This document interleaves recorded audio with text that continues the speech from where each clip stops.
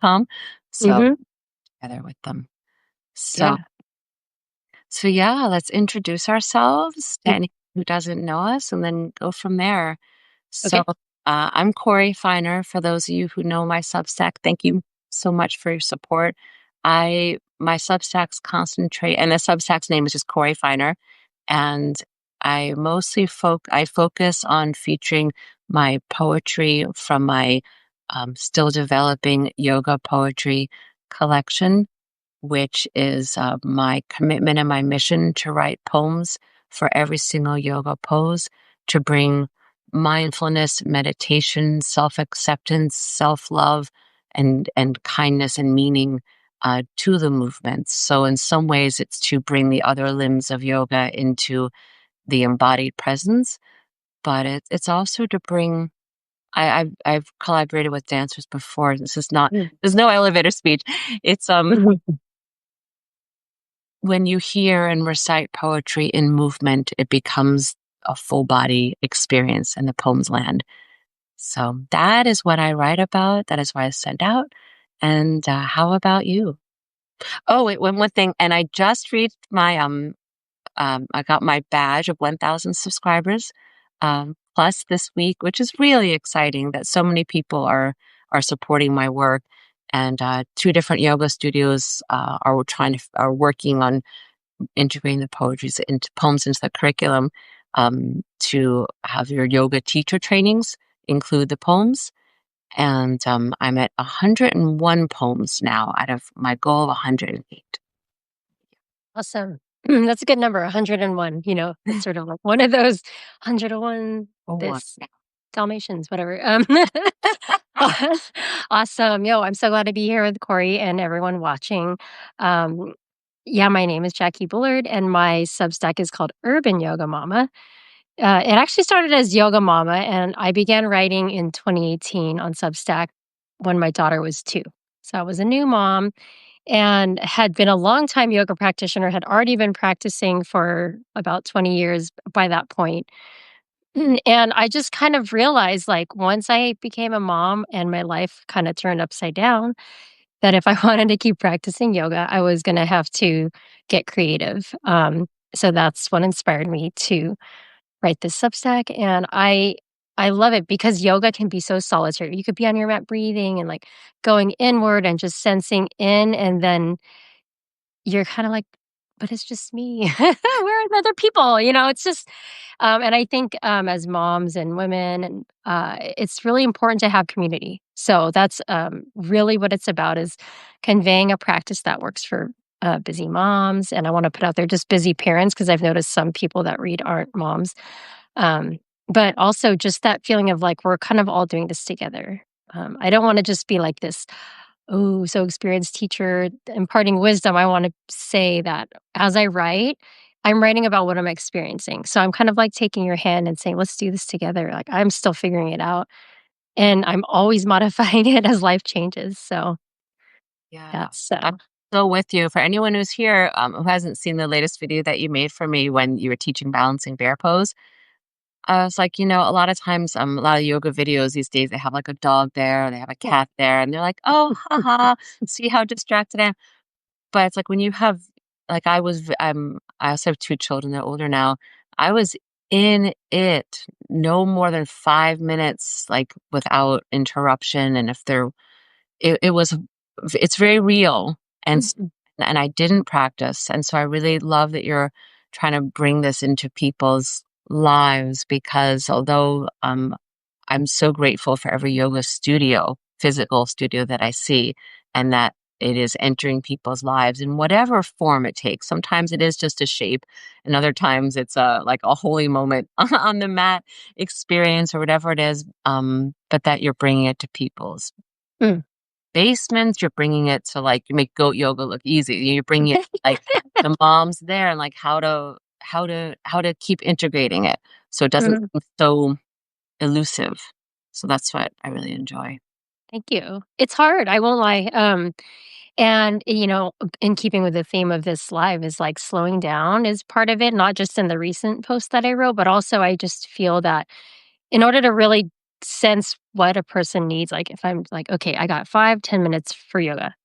W What should I do?" That's always the big question. Even people that are fairly experienced, I don't know what to do in that time. I think that's the big question, and, that's another inspiration for me is like, well, what can you do in 5 or 10 or 15 minutes? And it doesn't maybe you think it won't feel like enough, but even the practice we had at the beginning of this video of that slowing down for a few minutes, you're not gonna necessarily be on cloud 9, but it does something.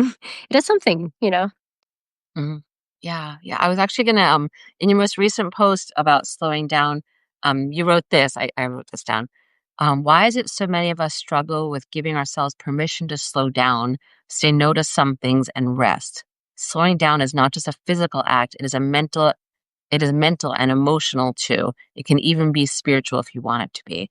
That really struck me, and I just wanted to ask you more about that and more. I'm not a slow down person. I mean, I am, as I gain years, it's like, oh yeah, like there's no rush to Mhm, the red light we're all going to hit. But sometimes it is hard to give yourself permission mhm. to just have those moments. So I wanted to know if you had any thoughts on how people can slow down. Hey, Yeah.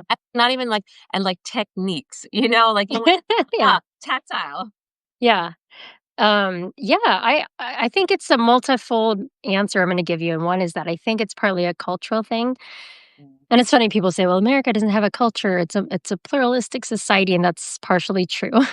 But our culture, I think, as we know it, is sort of like modern culture, and it's not that we own modern culture at all, it's not only American, but, America is a newer country, so we really pride ourselves on that, like, individualism and efficiency and getting it all done, and, even this idea of, like, the super mom that does it all. She's got a full-time job, she has 3 kids, she cooks for them, and I have a few posts about that because 'cause I'm like, gosh, I find that image so depressing because it's so unattainable, and, there, I think, are many moms that, um, like, "Yeah, that's great, I wanna do that," and I think just slowing down, I mean, s I think the permission to slow down, it 100% comes from yourself. It's nice to have others around you saying like, "Here, let me do that for you," and I think that helps a lot, or someone saying, "Oh, you should, take, care to make sure you get exercise or take a shower," or whatever you don't do without someone reminding you. Those are all helpful, but until you have that moment where it clicks, and better if it's before you get to a point where you're like, "Wow, now I'm really sick," or Yeah. something bigger comes up, get in a car accident, whatever. It's just something kind of noticing it before you get to that point. But yeah, you asked for practices? Sorry, I'm veering Oh, off a no, little no, bit. I Yeah. asked for Oh, you're not the practices. like, Yeah. the go-to one is like, we were talking about before, because you have this other, post, maybe it was finding your way to ground, about or no, I think it was in the weeds. It's like, Mm, just like, "Oh, take a deep breath." That's like the go-to one, which is mhm. great because I think conscious breathing is really underrated. Yeah, So any thoughts on what type of breath or ways yeah. to stop? And, like, sometimes, like, I just do this. Like, that's one of my go-tos is Mhm. the thunderbolt Oh, yeah. That's nice. right on my heart, Mhm. stuff like, "Okay, Corey," or, like, I'll just, like, hug myself like this because Mhm. um and a lot of it is the noticing, as you were saying. Like, one thing I've learned to or learning, I tend not to use past because it's this ongoing process, learn to do is notice what emotions are and Mhm. G is in my body and where I'm feeling it, um, Mhm. instead of just labeling it. Because Mhm. don't slow that down. It's like, "Oh, you're evil," because I'm Mhm. feeling this, like, my heart is beating quickly. So, Mhm.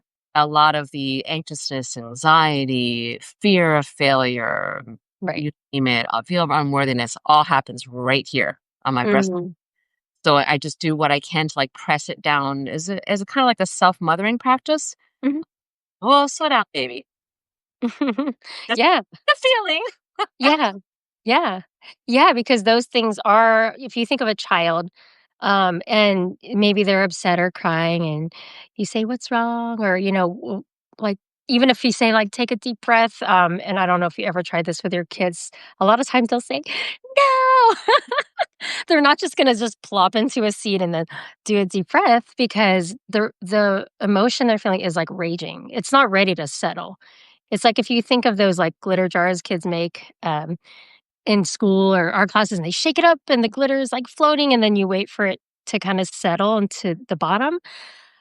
It nee that settling time is kind of, what is the most difficult thing because it's slow. It's not like you stop shaking the jar and boom, it's floating down. And so that kind of floating, I'm not quite settled, but I'm waiting for all those little grains to come down. Sometimes instead of taking a deep breath, which requires sort of a refined amount of awareness and ability to sit still, I find, like, kind of more cathartic movements, like the wood chopper breath. I don't know if you're familiar with that.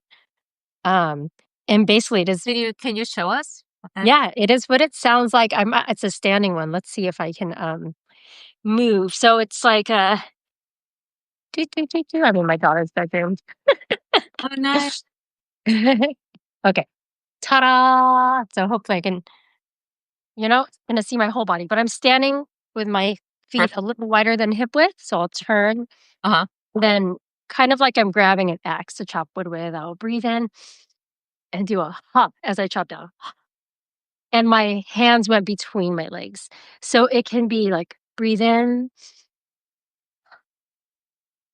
or Like, maybe another one could be a louder ha, like breathe in, oh, interesting. like that. Yeah. So And you it's physical ha sound, like HA? you can do a physical ha sound or you could just do like an aspirated like so it whatever feels good to you. Some people actually feel very stuck, including me sometimes when I'm like, just let the breath come out with a sound. You know, when you're in a yoga class and they say, breathe in, sigh it out as loud as you can. Like, wow, sometimes I feel like it's a little bit stuck. Like it doesn't want to, my voice doesn't want to do a big sigh. So it kind of depends. That is really um, it's cathartic in the way that, like, if you were to do, like, an anger release and get a bunch of pillows and just hit them with a stick, it's kind of like that, but not as, with as much aggression because 'cause you're not, like, hitting anything. You're just kind of the energy's like, like, out the top of your head and your hands, and it's just kind of, like, dispersing it, it's like a puff, like a puff of smoke kinda. It's like punching the pillow with your breath in some and Yes. I like That is a great way to put it. So the breath is tricky. I mean, and it does take a certain amount of practice. Again, just like with poses, you might not know what your body could use the most. So it's a little bit of experimentation, just trying things and saying, "Huh, how does that feel?" And it's nice to try these things when you're not stressed.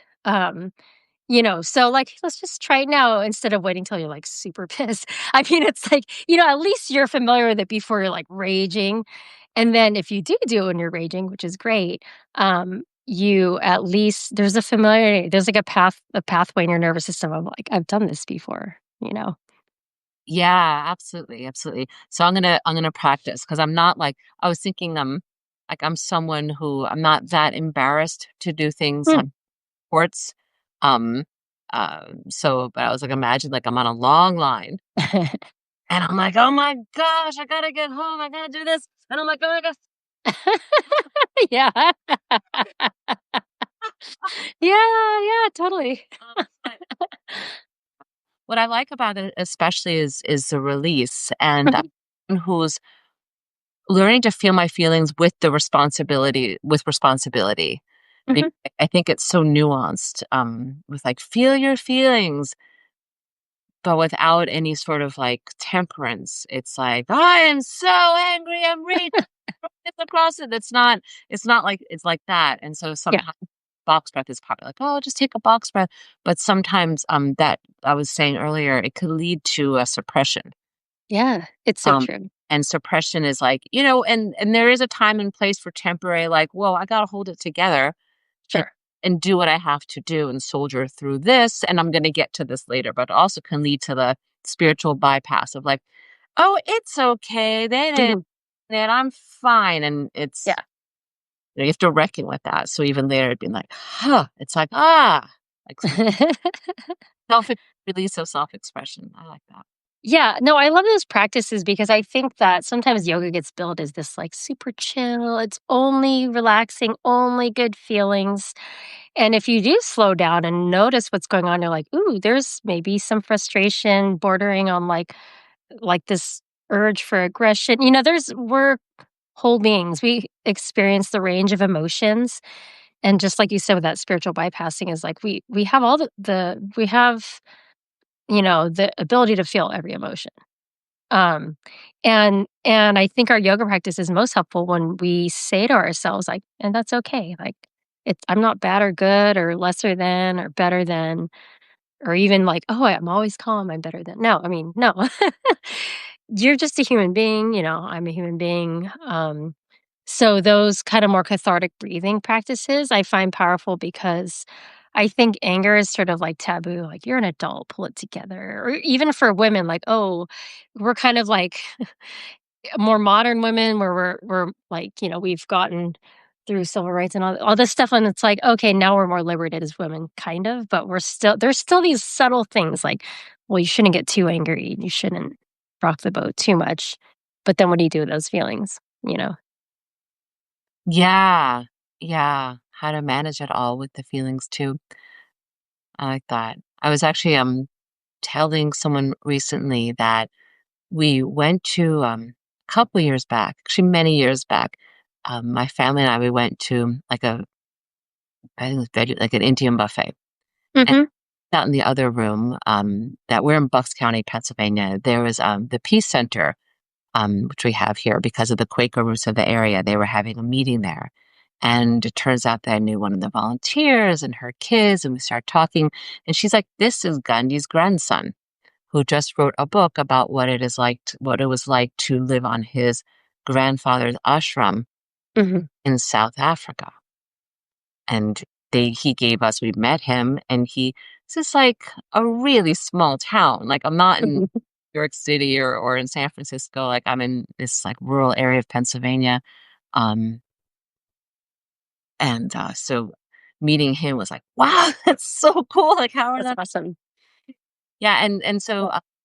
I read the book, and his I believe his name was Arun. He explained how Gandhi was quite an angry man, Mm, quite angry at the mhm, that were served to him, which is why he did so many self-humbling practices mm, mhm, to bring himself constantly into like, what do I do with this anger? It has a purpose. mhm.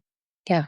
And I think that's the art of, at least for me, I've been trying to grapple with like, how do I slow down and use this um as ways to in the physical world to create a more just situation Mm, where habit might have been like an over toxic compassion understanding of the other person or mhm, suppression or and it's more like so to find out that he was a very angry person and that mm. meditate for many many days on what to do with it was Yeah, lightning for me. And yeah. there's another story where Aaron, they were driving back and from somewhere, and he threw a stub of a pencil out of the big bus they were all on. And when Gandhi found out that he threw this little stub of a pencil, he was so against waste that he had his grandson go back at night and look for it. Mhm, So I think what you're saying is we kind of like I guess it's a habit of our minds. We idealize and we other people mhm, either as like devils or angels. And mhm. I there's just so much more complexity in between that.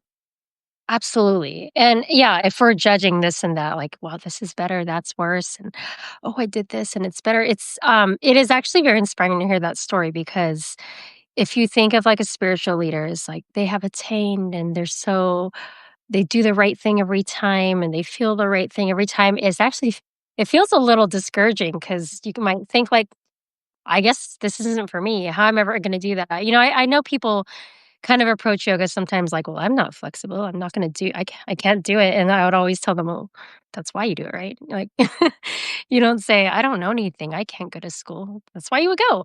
So it's that process, and it's not like you come to the practice already, having all the skills. Um, but yeah, just knowing the humanity in someone makes makes them more inspiring. So, yeah, the anger is a hard one, though. I think that people view it as, like, destructive, and it's a messenger, you know? Mm, cool. I guess But that's slow oh, go ahead. I was gonna say slowing down with anger is hard, like, we're talking about slowing down. It's like when anger, kinda ramps up, it's pretty hard to just say, like, "Okay, I'm gonna slow down and notice it," because it has such a momentum, right? yeah, yeah, definitely. I know that, back in 2020, I was given mm, how do you say the word gift when it was such a traumatizing time? I was given the gift of time, Mhm, and I took it, I took that time as a gift to understand that I needed to, slow down and well, so I started studying nonviolent communication. Is what I'm just getting to the point. I started studying nonviolent yeah, communication, passionate communication course, and it helped me a lot because it was I thought like, great, I'm going to use all these right words to get what I want, you know, mhm, communicate with all these things. And as it broke down, it became all about basically it breaks down everything in order to needs and to feelings, and this had to do with anger. So Tom Baum, my mentor, he would say to he had this saying, it's like, I'm not fit for human consumption right now. Thank you. And he walk away from situations and taking outs. Like if your kid's a timeout, you're like, yeah, and yeah. Chad doesn't care what cereal flavor I gave him or whatever. This is an emergency. And so he was like, just slow it down. But it's that the awareness, like, oh, I'm really raging right now. I'm just going Mhm, to pause this. And that's it's so, it's like pulling, I call it like electric shock. mhm, It's like we're almost like addicted to the vet. This is like this is not just like this is a micro habit that I think if mhm, work on the macro habit of all of us just, I know. constantly seeking vengeance and using other people in order to feel better about ourselves by like, that felt so much better. I just destroyed their property. It's like, Right, yeah. I want to like slow that down a little bit. So it's like, it's really, and I think that's where the movement of self-care has left the superficial realm of like get a manicure, although that can feel Mhm, to some people, yeah. or like get a spiritual manicure. Like how can I Mhm, like recognize I'm in the room, yeah, recognize these little micro moments, those 5 minutes of calm, or even just us connecting. Like I'm sure we get off a million things to do, but it's like, all right, it's like yeah, connecting to myself, connecting to others. How I can't emphasize how important I think that is. yeah, absolutely. Yeah, um, those little bits I think are powerful when they become a daily or multiple times a day thing. Like, okay, I don't have an hour to practice every day or even twice a week. Maybe that's the case sometimes. But the things that we do every day are really important. Like I always say, like, okay, well, what if you went a week without brushing your teeth? And how long does brushing your teeth really take? It takes Right. a couple minutes every time. And then if you said, oh, I don't brush my, well, why not? It only takes this amount of time. So kind of coming to that same level is like, what are the things you just do that are non negotiable? You're going to brush your teeth. You're going to eat food. All these things take time. Um, and, it's just, again, that the slowing down enough to realize, like, oh, I do have time. I just scrolled on my phone for 5 minutes, 10 minutes, or I just sat there and worried about whatever it was I was worrying about. And, even driving your car, not that I'm advocating for like closing your eyes and meditating, but there are things like, actually about, uh, actually about 20 years ago exactly, I started going to therapy because I had extreme anxiety and panic attacks. And so that was actually one of my big teachers is like, "Ooh, what is this? I feel like I'm going insane." To the point I had to stop working. I was going to school at the time, stopped going to school, and that could have potentially made me feel like I'm totally nuts, like I can't handle life. But I kinda stuck with it. I went to therapy, and one of the things she suggested is, like, when you're driving, if you get anxious, just wiggle your toes, and I was like, "Is she serious?" I'm paying this lady to tell me to wiggle my toes, and you know what? It actually worked. Mm, And it was just almost like a simple somatic, like, bypassing my mind. Like, my mind was like, "Da da da da da," anxiety, and the anxiety was right here too. but it's like, "Hello, toes." I'm like, "Oh, there's this part of me. It's not grounded." And it was also almost like a switch to remind me, like, "I'm alright. This sucks right now, and it's gonna taper out. It's gonna stop, at some point." Wow. Um, I'm not saying that will work for everyone, so this is not a prescription for everybody's anxiety attack.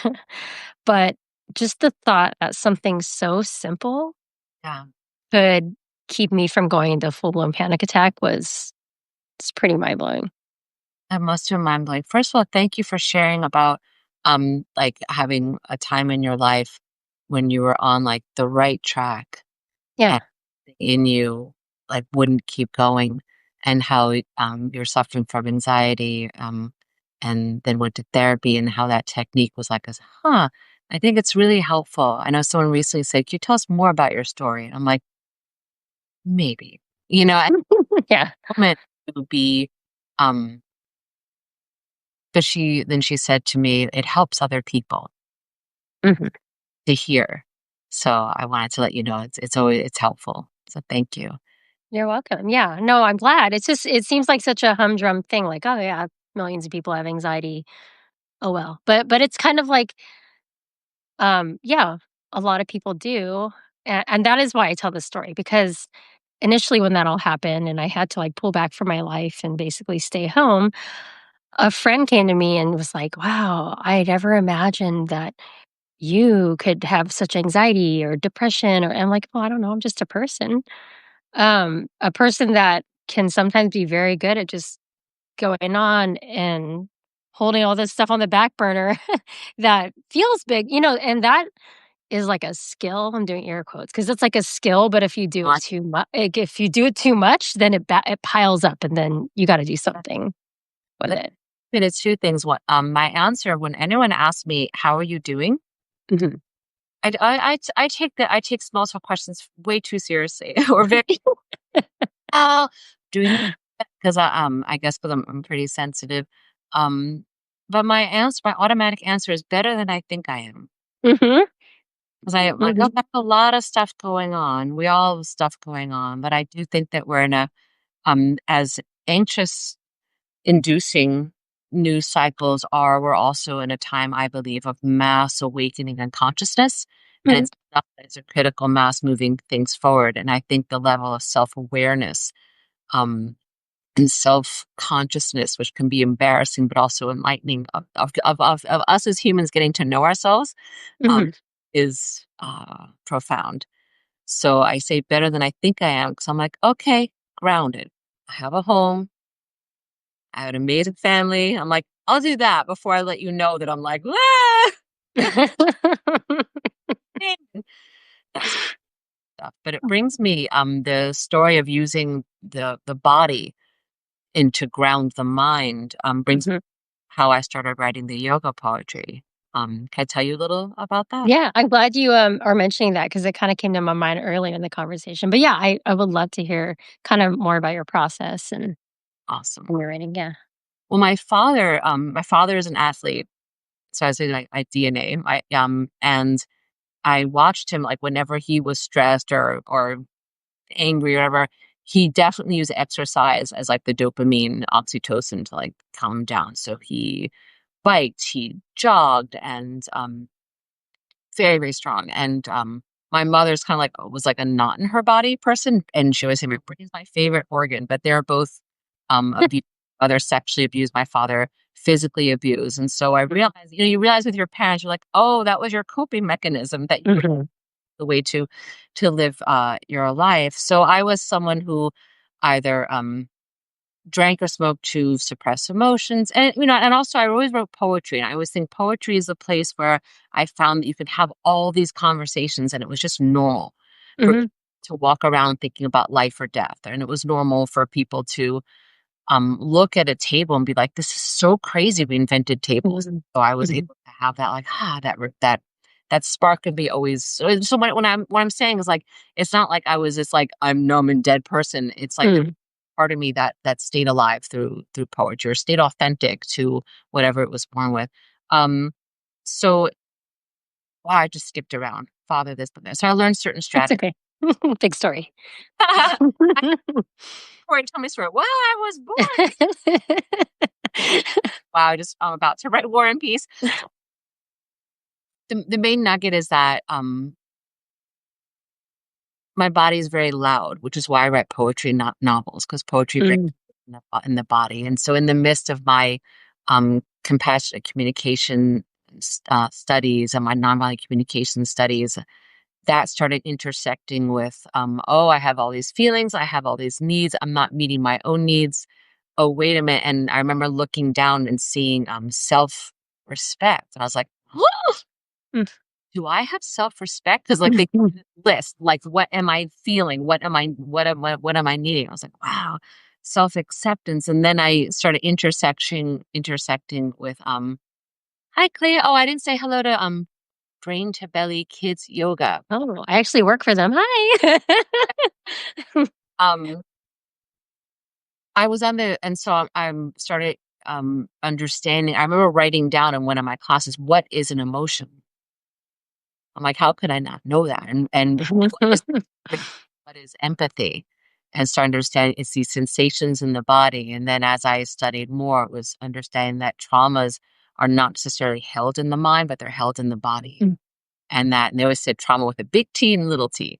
Like the Mhm. trauma is like, a hurricane blows your house down, whatever. There's a little t of like your body, your parent yells or boss yells or someone yells, and you're just young enough, and mostly when you're young, not boss yet, and your nervous system overwhelms, Mm. and you usually fall into freeze because you can't do anything about it, and it goes right back into your body.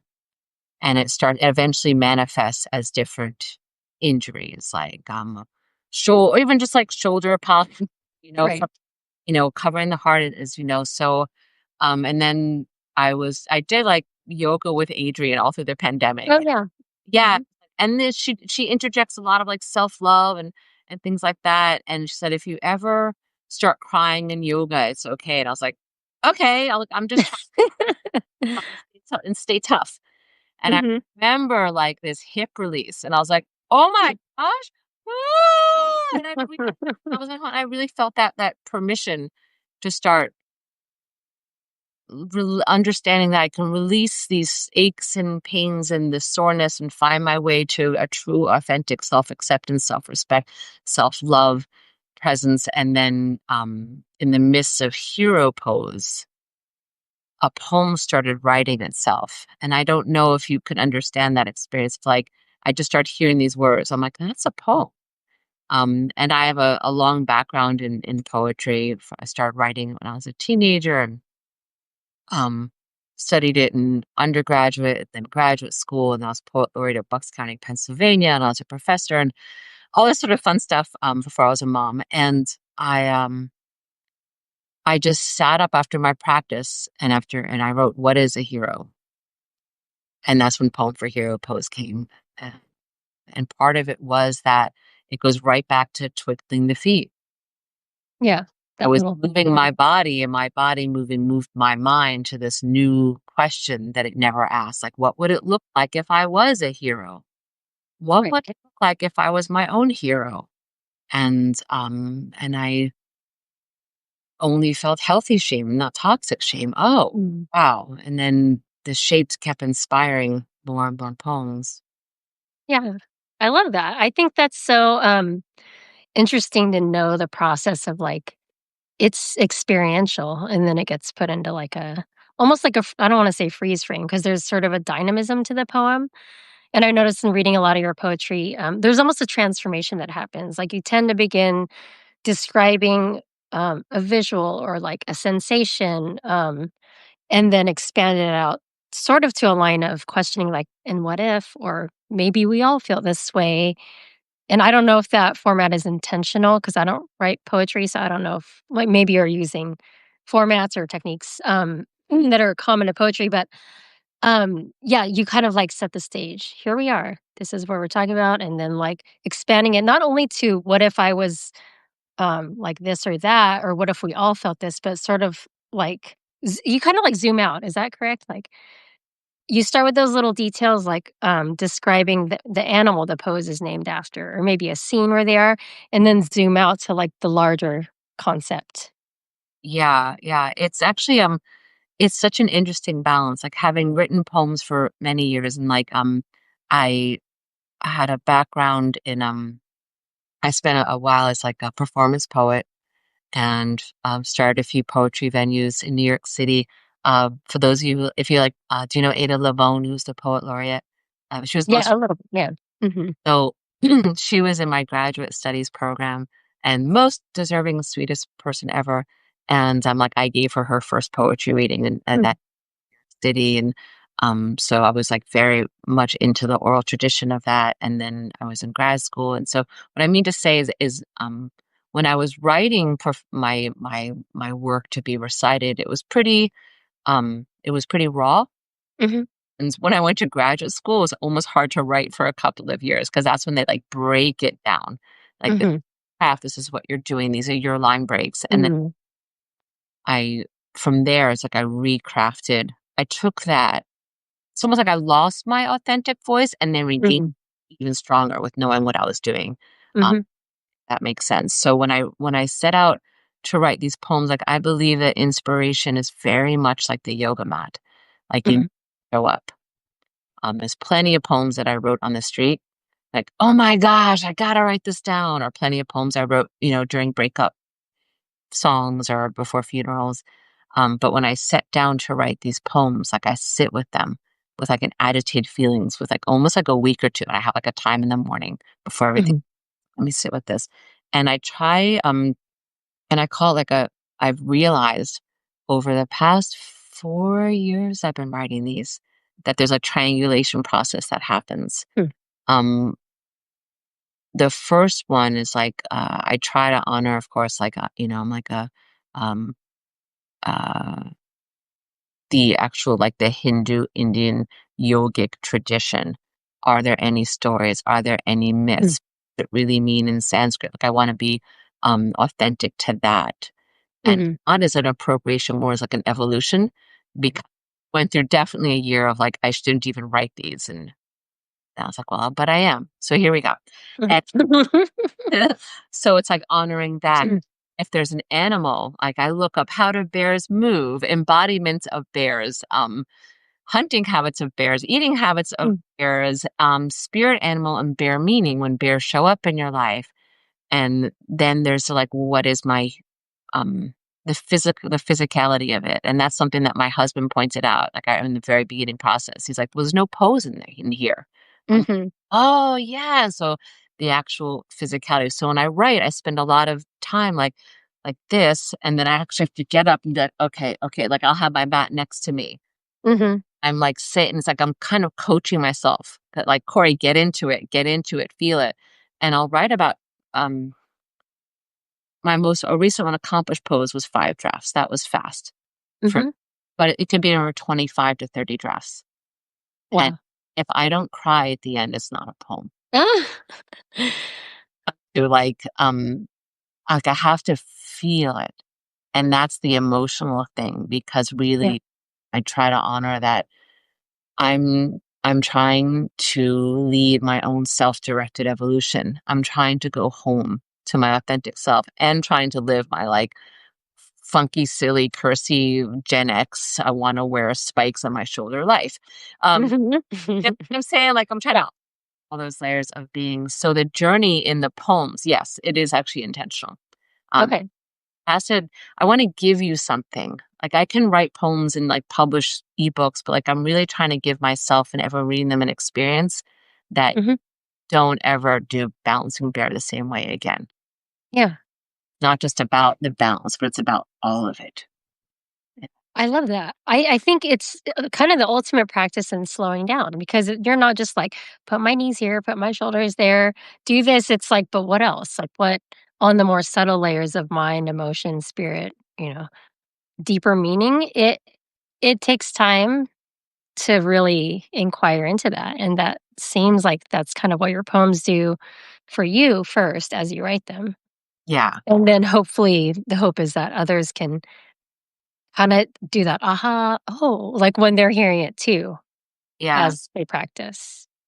Yeah, the first time, I read I didn't necessarily set out with the I really set out with the intention to write one, and Mhm. then when the second and third poem was written, I was like, "Hmm, this is interesting." And then my, a spirit number or an angel number for me is 33. So I'm like, "I'll go to 33." Then I got to 33, and I said to my friend who was, like, my mentor who, like, encouraged me to keep practicing yoga, um, I was like, "I can never write a poem for downward dog. It's too, like everyone does it." She's like, "Well, why not? Why not? No one else is doing it." I was like, "Okay." And this poem was all about, like, what would it be like, I think of the loyalty of a dog. What would it be like to be my own? Mm. Right. What would it be like if coming home and really feeling at home was like me just enjoying my own company all the time? Mhm. Be like, "Ah." And so, when I practice that pose now, and then from there I decided 84 and now it's 108, and I might have to have addendums because there's, like, revolve, reverse. When Yeah. that poem. And so then, one of my friends who's a yoga teacher, she, knew I was writing these poems, and so she helped me get the opportunity to read them at a local yoga festival. And I was like, "Huh, that'd be really cool to read them." And I didn't know what I it was like it was evolving, and so I just collaborated with this other yoga teacher because 'cause I'm like, "I need to be the poet in Mm. these places, and so I need someone else to be the instructor." Mhm. And so I read a sequence of poems, and she moved to them, and we had a room full of people Mm. practicing the poems to the movements. It was so cool. It was such an honor. Like, I was, like, so humbled. And, afterwards, someone who owned a studio came up to me, and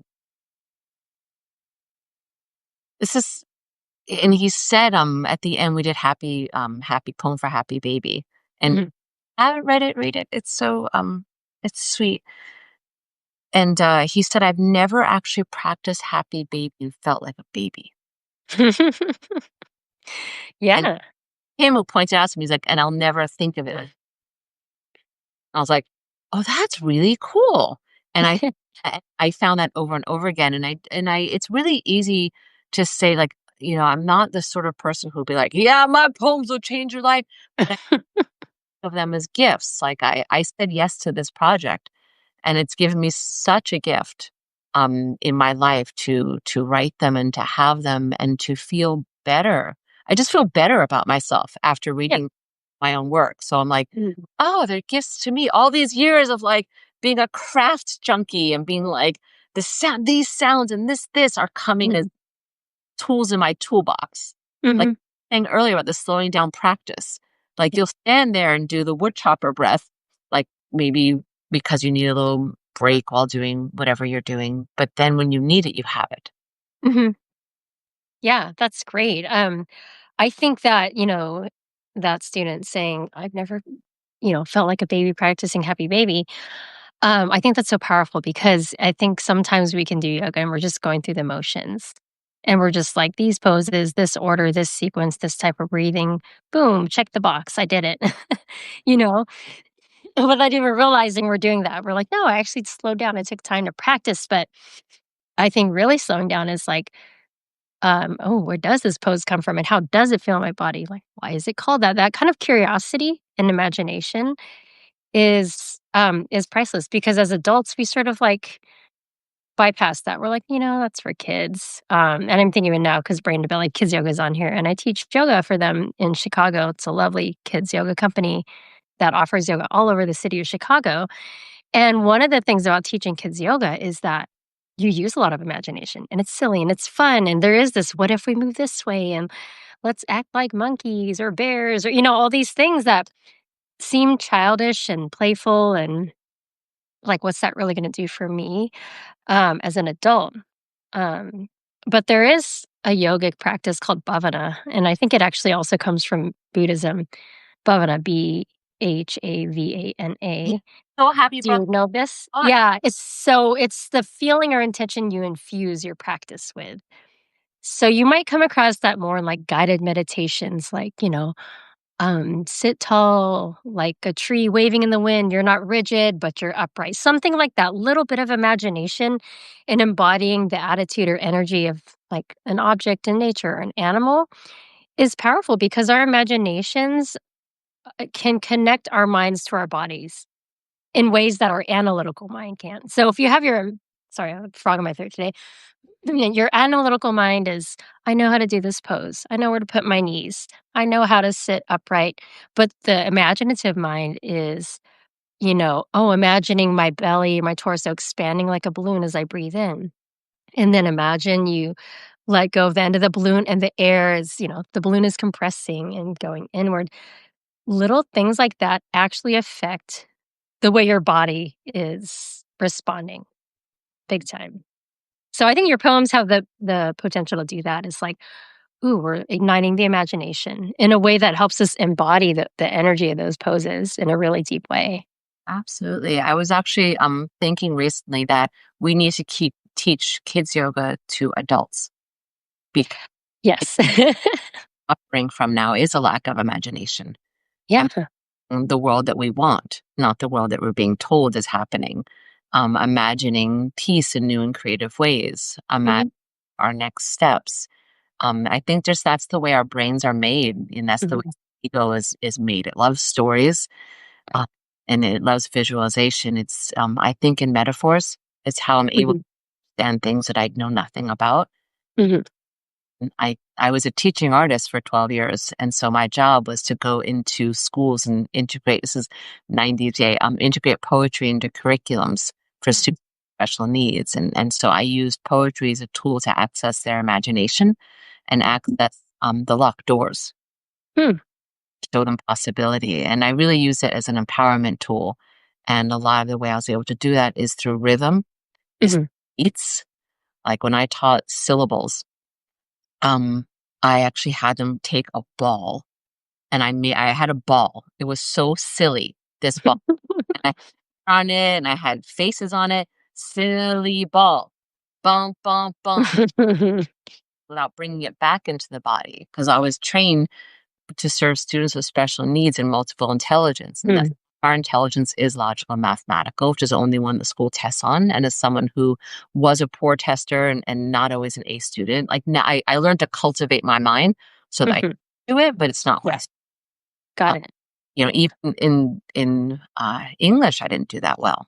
Mhm, I was better at different things. So, in my training to be a writer in the schools, it was how to bring things also into the physical realm, how and bring it into all five senses. Because I had students who were nonverbal. How am I going mhm. to be available? I had students who couldn't move their arm. Right. How am I going to do that? Mhm, So it's that bringing that imagination to all these young people, and then I taught seniors with dementia. So mm. am I gonna how? I'm Yeah. not a tree pose without bringing a tree into that room. Mhm. They need to see Yep. it, they need to smell it, they need to feel it. And those with a higher naturalist intelligence, like those people, they're like, I hiked to the woods and here's the mushroom. I would never forage for mushrooms. Oh, but people are like that. They connect. Right. Yeah, yeah. So that's why, I think the work that you're doing to bring imagination back into practices, this is like the poetry is the tool that I was gifted with in the in this lifetime to Yeah. bring this back in so that, we break out of our robot mode, either yoga, but also in our conversations and our thoughts and Mhm. the whole shebang. Yeah, all of it. It's a big multifaceted thing, And, I just the poetry is so unique. It's like I don't think I've read a collection of yoga poems, that were so on point or, like, at all, first of all. I just haven't. I haven't come across one, but they're just so on point with, like, the kind of the essence of the pose. And I do wonder, like, I don't know if you read much about yoga philosophy or if that kind of makes its way into the poem or on either on purpose or an accident, like That's a good question. I'm someone, I realize that one of the ways that I teach myself what I need to learn is through each poem. Mm, So, my understanding of yoga philosophy, I go into it in depth and out of it with each poem, uh, mhm. if that makes sense. But I'm someone who doesn't always like sit there and read a book from beginning to end. Yeah. Okay. Yeah, I think that's, like, not so much linear, it's kind of like, kind of diving into it maybe Yeah. on an experiential level. Why do you ask? I just think that, I feel like the poems are very pure. They're very much like, I'm a human coming to these postures and practices, and this is, like, kind of the gems I get for the practice. Mm. Um, as opposed to, like, here are these higher concepts in yoga, let me try to infuse them into the poem. It doesn't feel like that at all to me. It's more like from the ground up rather than Mm. top down.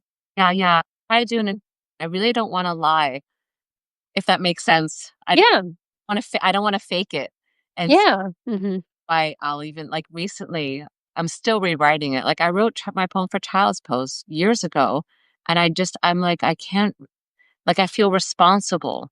mhm, It's like I'm cooking a meal. Like, I want it to be good. Like, while I'm here, mhm, I want it to be good, and I really want um, to make sure I honor every aspect of yeah, it, mhm, if that makes sense, and now yeah, that and so, like, there are a few collections of yoga poetry, and I'm not gonna throw in, like, Om Shanti Shanti for fun, you know? I'm not gonna do it to look good so that right, people higher of me or think higher. mhm, I just wanna have an experience that honor like, and someone said, "Oh, you can call your poems instead of corpse pose, shavasana, or instead of, uh, shoulder." I called shoulder saying candlestick because it was a better metaphor. I don't know. mhm, I'm like, I'll only do it if it doesn't feel contrived. Like, mhm, I can't stand that, like, vinyl siding on houses. If you live in one, that is fine. You're allowed any house you want, but I know it's plastic. mhm, So or like if I have an artificial sweetener, I know it's artificial. Like, right. I just want my life to I just want my life Yeah, and I will doesn't mean I won't go through the motions or I won't, fake things the way that most, in my little show, but then when I catch us, I'm like, "Ooh, I'm gonna do something about that." Just part of the yeah, reason that I've really slowed down. I definitely suffer from why haven't I published this book yet feeling. mhm, yeah, And then I tell myself, like, I'm 52. I've lived a long time. And if I had just kept going on half of my journeys, I would have been twice all the times I didn't think I had time, I did. And all the yeah, times I thought I should have been more ahead, yeah, it didn't matter. You just have to mhm, start and not stop keep going.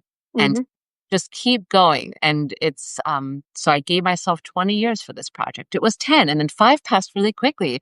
So I'm like, yeah, "Oh, I'm trying to get to 20." And I'm like, and I write many other things, but even if this is like the one thing I do, like, I'm trying to be patient. mhm, I do try to celebrate the little wins. I'm not that good at it, but, like, when I hit 1,000 subscribers, I'm like, "Well, that's pretty monumental." yeah, I'll have to I'm like, "I'm happy." I'm like, "I have to share that and say, okay, just," and I take that as a not like, "Hoo-hoo," but, like, just keep going, mhm, sort of. yeah, yeah, it's like a I mean, the process is most of the experience, right? Like, if Yeah. we all just got to that point of having achieved, then what's the point?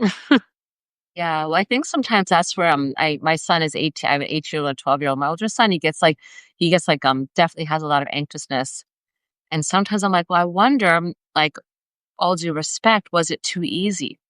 Oh, yeah. Mhm. Well, it's, Yeah. he pressed a button, Mhm. you Yeah. know, like, that satisfaction, like a long hike? I don't know how I started talking about this. That feels really good. Yeah, it Hard. does. It's hard. Yeah, Yeah, you don't like every moment of it. Like, right. you do something with your family and they're like, "Oh my god, oh my god." Yeah, yeah, a day later, like, "That was the most fun I ever had." You're like, "Good to know." Yeah. Yeah. So I have this, like, organic, like, wrapping it up feeling, unless anyone here has any questions, what do you I always like to gift people a poem, like, so unless you're like, "No, Cora, I have more questions, more to say." Um, so when I put that out there for any questions or anything anyone wants to know, um, before I say, "I'm gonna read a poem." What do you think? Yeah. Oh, you're asking me.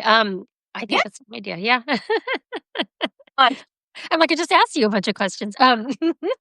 No, I think it's great because, it makes it more of a conversation. So, yeah, I agree. Any questions for either of us, and then a poem is a nice, like, wrapping it up Yeah. I practice. All right.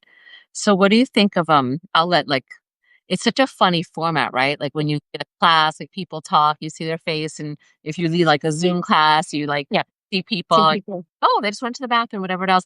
This format's more like you have to like I don't know. Yeah.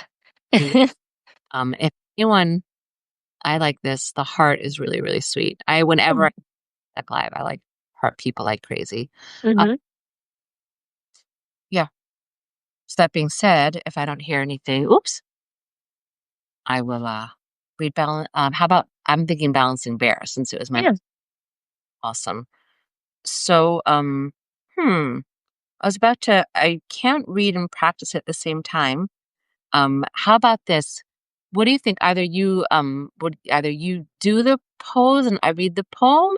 Mhm. Yeah. What do you Yeah. think on what it is? At the same time, I think I should just show them first. show them the pose. Yeah. Yeah. I'm wondering if I can make it visible with the angle of my Mm. camera. I think I can because my feet will be off the screen. I don't Yeah. know. Yeah, there you go. You won't see past my knees. Does That's that seem weird? trust that your feet are still there off the screen. Yes.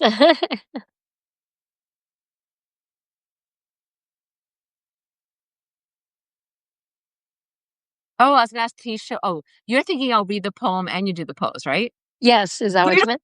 Do it. Okay. Balancing bear pose.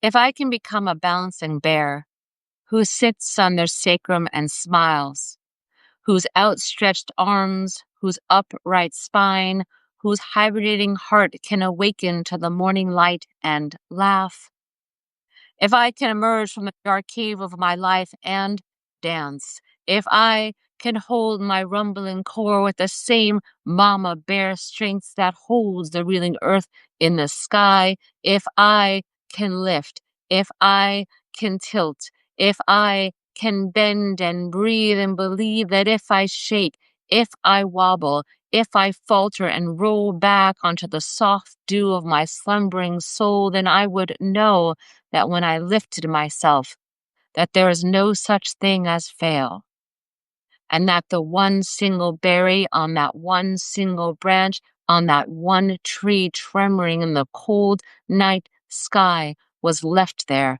just for me.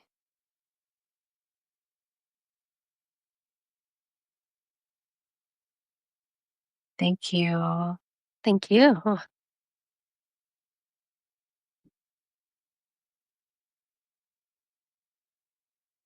I can't do, thank you for the hearts. May I tell you just briefly where some of the things come from? In mhm. the, I can't do this pose very well. I fall back constantly, but I really enjoy doing it. And so instead of being like, all right, let's just show everyone, like, okay, yeah, okay. It's like, whoa, like I'm not even like warmed up. Like I'll just like do it.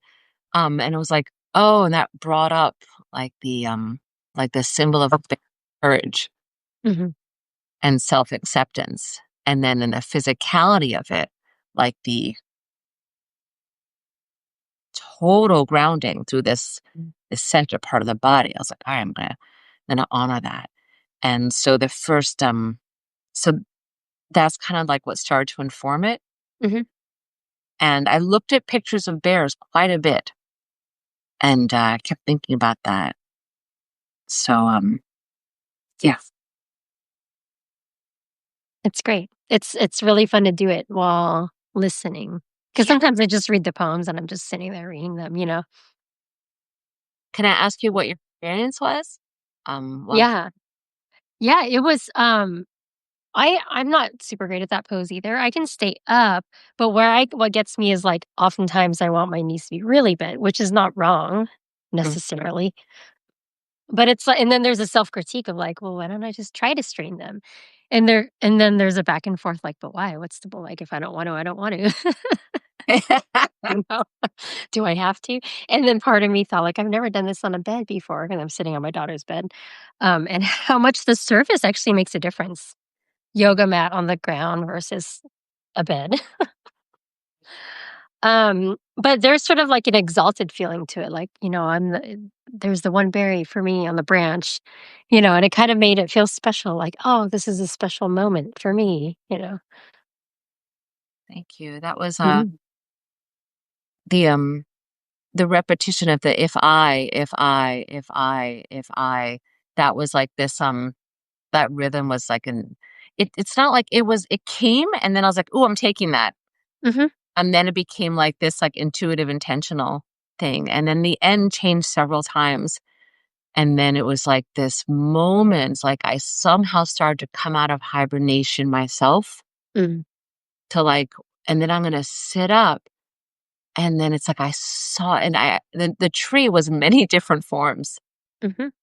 And then there was a whole other stanza at the end. And then it was like, I just took it off and I was like, oh, like, oh, someone gave me a gift. Mhm. Right. Like, and I felt the gift. Mhm. Oh, I'll keep that. And it made me feel like, because really it's a huge world and there's millions of people in it. Right. Who am I? Mhm. Well, you are you. Yeah. And it's like, and that berry was like you're special, or like not you're special, but like you're part of this whole, yeah. It's like, what's this saying? I'm wise enough to know I'm nothing. My wisdom tells me I'm nothing, but my love Mhm. tells me everything. I love that, yeah. Isn't that great? It's Yeah, not, those, like, parallel realities kind of. yeah, yeah. Yeah. Oh, good. So I'm glad. Thank you. Yeah. Thank you. Let's do this. Jackie, I've been talked to you forever, and I really appreciate your time as a Yeah, same. busy yoga mama. So let's just keep sparking our imaginations and keep writing. And You if you too. subscribe, thank you. Yeah, And if thank you you for like, coming. please subscribe. It really it helps, and I don't mean that in the YouTube like, "Hey, man, like and subscribe." Well, like it's growth. We all need Tinkerbells clapping for Tinkerbells. We all need faith. Yeah. Um, Connection. yeah. Yeah. All right. Alright. Thank you Talk. so much. Thank. Bye. Bye.